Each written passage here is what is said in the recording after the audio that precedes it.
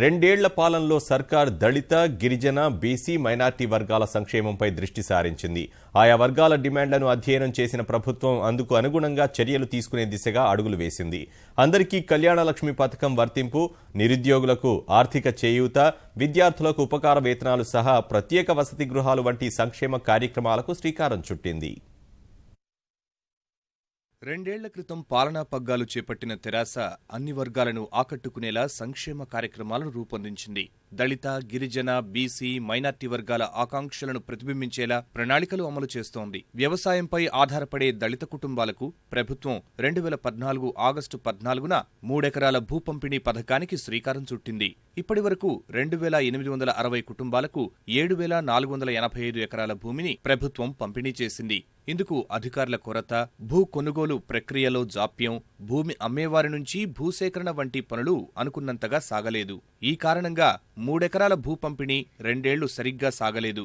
దీనిపై దృష్టి సారించిన ప్రభుత్వం భూములు అమ్మేవారి నుంచి కొనుగోలు చేసే ప్రక్రియను వేగవంతం చేయాలని ఇప్పటికే అధికారులకు దిశానిర్దేశం చేసింది. ఈ ఏడాది 10,000 ఎకరాలను పంచేందుకు ప్రభుత్వం ఏర్పాట్లు చేస్తోంది. దళితుల సంక్షేమానికి సంబంధించిన 3 ఎకరాల భూమి ఒక ముఖ్యమైన అంశం. ఇది భారతదేశంలో మరెక్కడ లేదు. అంటే ప్రభుత్వము పడావు భూముల్ని, బంజరు భూముల్ని, పనికిరాని భూముల్ని పేదలకు పంచిపెట్టామని చెప్పుకోవడం జరిగిందే కానీ ప్రజలకు, ముఖ్యంగా దళితులకి అవసరమైన, వ్యవసాయానికి అవసరమైన పనికొచ్చే భూముల్ని పంచడం అనేది ఇంతవరకు జరగలేదు. అయితే ఆ ప్రోగ్రామ్ని ఇంకా వేగవంతం చేయాల్సిన అవసరం ఉంది. ఆ ప్రోగ్రామ్ను అధికారులు, ప్రజాప్రతినిధులైన ఎమ్మెల్యేలు, ఎంపీలు, జడ్పీ చైర్పర్సన్లు, ఇతరులందరూ కూడా ఒక ప్రతిష్టాత్మకంగా తీసుకోవాలి. దాన్ని ఇంకా వృద్ధి చేయాల్సిన అవసరం అయితే ఉన్నది. 130 గురుకుల పాఠశాలలు ఎస్సీలకు, 50 ఎస్టీలకు కేటాయిస్తూ నిర్ణయం తీసుకుంది. ప్రతిభావంతులైన దళిత, గిరిజన విద్యార్థులకు విదేశాల్లో ఉన్నత విద్యను అభ్యసించేందుకు అంబేద్కర్ ఓవర్సీస్ ఉపకార వేతనం పేరుతో ఓ పథకాన్ని ప్రారంభించింది.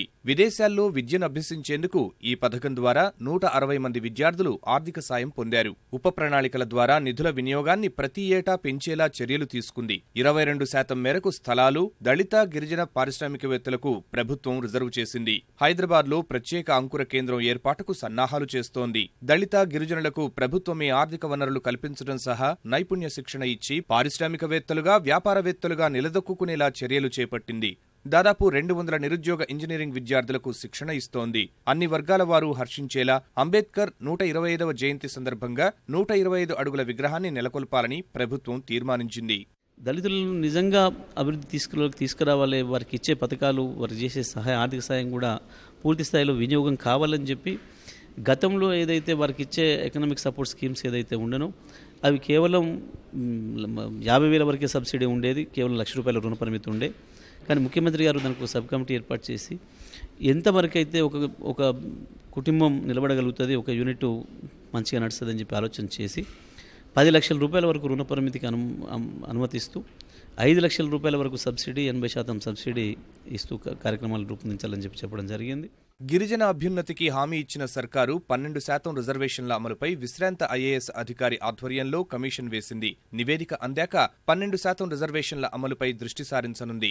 వచ్చే పంచాయతీ ఎన్నికల నాటికి దాదాపు 1700 గిరిజన గూడెంలు, తండాలను పంచాయతీలుగా ప్రకటించేందుకు సిద్ధమవుతోంది. ఆదిలాబాద్ జిల్లాలో జోడేఘాట్లో కొమురం భీంను స్మరిస్తూ 25 కోట్లతో భీం స్మారక ఉద్యానవనం, గిరిజన మ్యూజియం నిర్మించి పర్యాటక కేంద్రంగా తీర్చిదిద్దే పనులు చేపట్టింది.